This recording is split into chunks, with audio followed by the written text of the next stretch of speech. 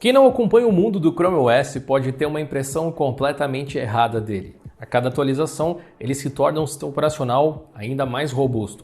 O Google continua evoluindo e adicionando recursos ao Chrome OS Flex também, a versão do Chrome OS para computadores tradicionais, tornando ele viável não só para computadores mais fracos, já que o Chrome OS é de fato muito leve, mas também versátil para quem quer fazer algo a mais do que simplesmente navegar na internet.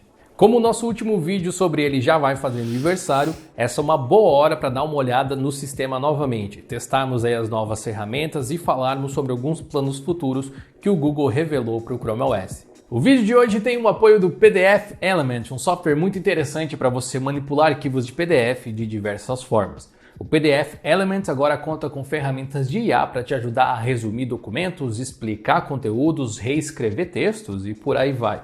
Sem esquecer dos já tradicionais recursos de converter arquivos PDF para formatos do Microsoft Office ou imagens e vice-versa. A função de OCR para você reconhecer textos de imagens escaneadas em PDF também está presente, além da ferramenta de criação de PDFs preenchíveis com campos de texto, checkbox, além da tradicional edição de PDF como se fosse um arquivo de texto, permitindo que você modifique as informações, adicione links e marcas d'água aos seus documentos. Você pode saber mais sobre essa aplicação no link aqui na descrição.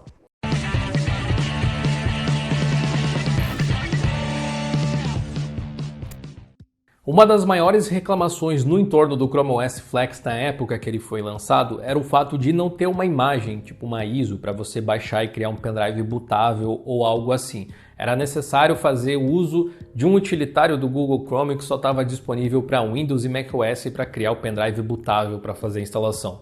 O que poderia ser bem inconveniente, já que uma imagem de instalação não tem realmente nada de especial, não tinha motivos para o Google não fornecer algo assim. E agora você pode baixar um arquivo diretamente lá do site do Chrome OS Flex. É um arquivo no formato .bin de quase 8 GB e você pode utilizar ele com qualquer app de criação de pendrives bootáveis, como o Balena Etcher, por exemplo.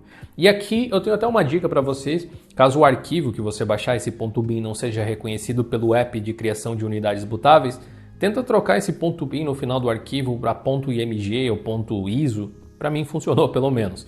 O Chrome OS parece estar ganhando muita atenção aí no ramo Enterprise especialmente, já que ele pode ser gerenciado através do Google Workspaces, o que é um verdadeiro sonho de consumo para quem quer organizar vários parques de máquinas diferentes, ao menos ali em termos de facilidade. Inclusive, eu não me surpreenderia se daqui a pouco, para trabalhar em cargos de sysadmin, você precisasse aprender a gerenciar Chrome OS. Para quem for fazer uso pessoal, tem algumas coisas novas, boas, alguns problemas antigos, mas principalmente tem um futuro muito interessante pela frente com um projeto chamado Lacros, acrônimo para Linux and Chrome OS, mas eu falo dele depois. A instalação do sistema é tremendamente simples, são muito poucos passos, o que facilita muito para usuários com pouco conhecimento técnico, mas é algo que às vezes deixa os usuários um pouco mais avançados chateados. Ainda não tem como fazer particionamento manual, por exemplo, não tem como fazer dual boot, não tem mesmo como escolher em qual unidade você quer instalar o sistema, que é algo básico. Eu instalei num laptop aqui que tem 2 SSDs e fiquei ali torcendo para escolher um SSD certo. Deu certo no final, mas foi uma questão de pura sorte de fato. Já no sistema, o Chrome OS Flex atual não mudou tanto em termos de recursos se comparados ao último vídeo que a gente fez a respeito do Chrome OS. O link vai estar aqui na descrição, vale a pena conferir depois, assim eu posso destacar somente os novos elementos por aqui. Eu diria que a diferença mais significativa do Chrome OS que vem com o Chromebook de verdade para a versão Flex, que a gente pode instalar em qualquer computador, como esse aqui, é sem dúvida a presença da Google Play. A versão Flex não tem esse suporte, infelizmente. O FideOS, que é um Chrome OS-like, digamos, que eu já mostrei para vocês aqui no canal, conseguiu contornar esse problema. E como o Chrome OS Flex é do Google, provavelmente o único impeditivo para eles fazerem o mesmo é a própria vontade da empresa. O lado bom do Chrome OS Flex é justamente poder ser instalado em um hardware mais parrudo. E essa potência extra se paga, como você vai ver nos benchmarks que a gente fez depois. A versão mais recente do Chrome OS recebeu um upgrade na gestão de janelas, inspirado talvez no Windows 11, eu imagino, ou até no macOS, que tem algo parecido há um certo tempo. Ao deixar o seu cursor do mouse sobre o ícone de maximizar as janelas, Agora nós temos algumas funções de tiling, podemos deixar as janelas ali para um lado, divididas de forma igual, ou uma um pouco maior que a outra, em tela cheia, com um painel superior como o do macOS, ou de forma flutuante, que é uma janela que fica ali num cantinho, sobre as outras, certamente um recurso legal.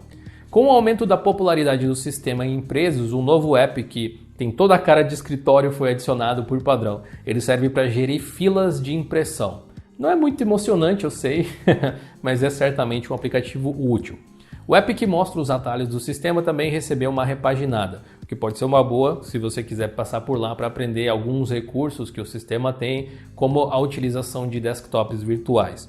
O Chrome OS Flex sem a Google Play pode até parecer pouca coisa, pelo menos até você começar a utilizar o subsistema Linux que existe nele. Aqui na descrição do vídeo você encontra um guia nosso te explicando como ativar essa funcionalidade. A forma de usar continua igual, mas claramente o Google andou otimizando esse sistema de containers, algo que o projeto Lacros deve melhorar ainda mais no futuro. Por padrão, ao ativar o Linux do seu Chrome OS Flex, que já seria um Linux também, né? Mas enfim, você vai ter o Debian 11 Bullseye, que não é a versão mais recente do Debian, mas que já dá para fazer uma graça aí disponível. Inclusive, ele tem repositórios backports ativos. O interessante desse container é que você pode instalar qualquer programa do repositório do Debian no Chrome OS, sendo ele gráfico ou não, incluindo o suporte a Flatpak, que é um formato novo de empacotamento do Linux, o que aumenta muito a possibilidade de você rodar softwares mais recentes no sistema, incluindo a própria Steam ou editores de vídeo, editores de imagem, que sempre foi um espaço onde o Chrome OS ficou um pouco para trás. O processo de habilitar os Flatpaks e o FlatHub no Chrome OS é relativamente simples, tem alguns passos e está tudo documentado lá na própria página de setup do FlatHub. Eu instalei diversos programas dessa forma, incluindo o Firefox, que não foi só pelo meme, mas para a gente poder fazer benchmarks também, como você vai ver daqui a pouco. Softwares como o GIMP, a Steam, o VLC e vários outros funcionam tranquilamente e você pode instalar o Bottles, aí permitindo que você rode alguns aplicativos do Windows também através do Wine. Alguns apps enfrentam problemas, como o OBS Studio, que reclama por estar rodando dentro de um container no Chrome OS. Eu não sei se existe um principal problema, pode até ser mais de um, mas pode ser devido à limitação de aceleração gráfica por GPU dentro desse ambiente virtualizado, ou mesmo pelo software que faz a gestão gráfica do Chrome OS ser o Freon, e não algo que o OBS tenha suporte no Linux, como o Shorg ou o Wayland. Por isso, o projeto Lacros que eu tinha mencionado é tão importante. O Chrome OS é um sistema altamente integrado atualmente, e não só no bom sentido. Hoje a tela de login, o Ash, que é o Window Manager, o Freon, que é o Display Manager, e o próprio browser Chrome são uma única coisa, são um único binário.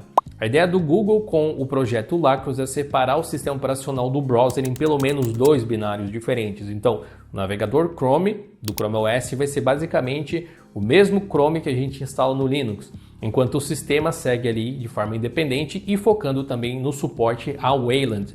Isso, claro, pode ter boas repercussões para o Chrome OS e para as demais distribuições Linux, muito como ocorre com a Valve e o SteamOS, acarretando em melhorias em drives de vídeo, na parte gráfica, no suporte a periféricos, no Linux e tudo mais. O Google Chrome do Chrome OS passar a ser o mesmo das distribuições Linux tradicionais significa mais atenção e suporte à qualidade do browser no sistema do Pinguim. E a mudança de foco para o Wayland não só pode trazer melhorias para o protocolo para todos os sistemas, como torna o Chrome OS ainda mais atrativo. Talvez com uma mudança assim, o próprio OBS Studio possa funcionar. Os games da Steam possam rodar melhor no Chrome OS, quem sabe, e assim por diante. É natural pensar que uma virtualização de ambiente assim geraria perda de performance, e dessa vez a gente pode medir essa performance. Quando o Debian 12 foi lançado, a gente fez testes aqui no canal nele utilizando esse mesmo laptop no qual eu consegui instalar o Chrome OS Flex agora. O Chrome OS Flex usa o Debian 11 com backports do seu container Linux. Então, apesar de não ser exatamente a mesma coisa, é uma aproximação interessante, lembrando que o Debian 12 foi testado com o GNOME como interface gráfica. No teste de renderização de cenas com o Blender, praticamente não existe perda em se utilizar o Chrome OS Flex dessa forma. Em uma das cenas, ele até performou melhor do que o Debian 12 instalado diretamente nessa mesma máquina, ficando ligeiramente atrás ali nas outras duas. O teste com a Unengine Superposition não foi possível de ser realizado, porque assim como o OBS, ele foi outro software que reclamou de estar rodando aí dentro de um container. Mas o Geekbench rodou sem problemas. Tanto em single core quanto em multicore, o Chrome OS fica atrás do Debian 12, mas dadas as circunstâncias, eu diria que os resultados foram bem satisfatórios até. Ironicamente, o Firefox no Chrome OS Flex fez muito mais pontos de performance no teste de Web Benchmark do que o Firefox no Debian.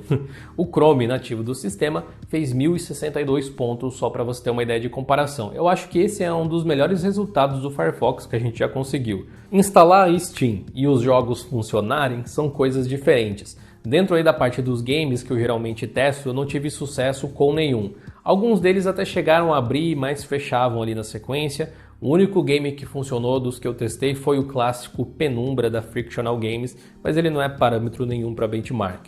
Mesmo assim, é válido dizer que o Google entende a importância dos games, da Steam e também do papel do Linux e do Proton nesse mercado, especialmente depois do lançamento e do sucesso do Steam Deck. Atualmente, a Steam para Chrome OS está em beta e funciona de uma forma um pouco diferente. Caso vocês tenham interesse de ver o Steam Beta no Chrome OS, deixe aqui nos comentários que eu vou tentar fazer ele funcionar e quem sabe a gente pode fazer um conteúdo sobre isso no futuro. Dependendo das atividades que você faça aí no seu computador, o Chrome OS cai como uma luva e o Chrome OS Flex, sem a Google Play, pode funcionar para muitos casos também e pode funcionar ainda melhor com suporte a apps Linux e repositórios de software como o FlatHub que eu mostrei. Talvez o único problema é que para usar o FlatHub ou tirar pleno proveito dos containers Linux no Chrome OS, você precise de ser um usuário com um pouco mais de habilidade técnica. Se o Chrome OS aceitasse Flatpaks por padrão ou se fosse mais fácil habilitar isso, seria lindo, mas infelizmente não é o caso. E você vai precisar mexer ali nas configurações e utilizar a linha de comando para fazer as coisas acontecerem. Se para você isso não chega a ser um problema, então ótimo, o Chrome OS acaba não sendo tão diferente assim de uma distro Linux tradicional e com um projeto Lacros, talvez a distância entre as duas coisas diminua ainda mais. Essas novidades, inclusive, devem chegar em breve, já na próxima atualização do Chrome OS. Talvez a gente precise fazer um novo vídeo sobre elas em breve, então tenha certeza de estar inscrito. Por outro lado, você também pode instalar uma distro Linux tradicional e instalar o Chrome como navegador, se você quiser. Dessa forma você teria melhor suporte aos apps Linux, provavelmente, e ao FlatHub e tal, e a experiência seria, de certa forma, parecida. Nesse caso, justifica usar o Chrome OS? Tá aí uma ótima pergunta. Há algum tempo eu fiz uma viagem e levei somente um Chromebook comigo. Nesse vídeo aqui do lado eu te conto como foi essa experiência. Clica aí para conferir e a gente se vê por lá. Até a próxima!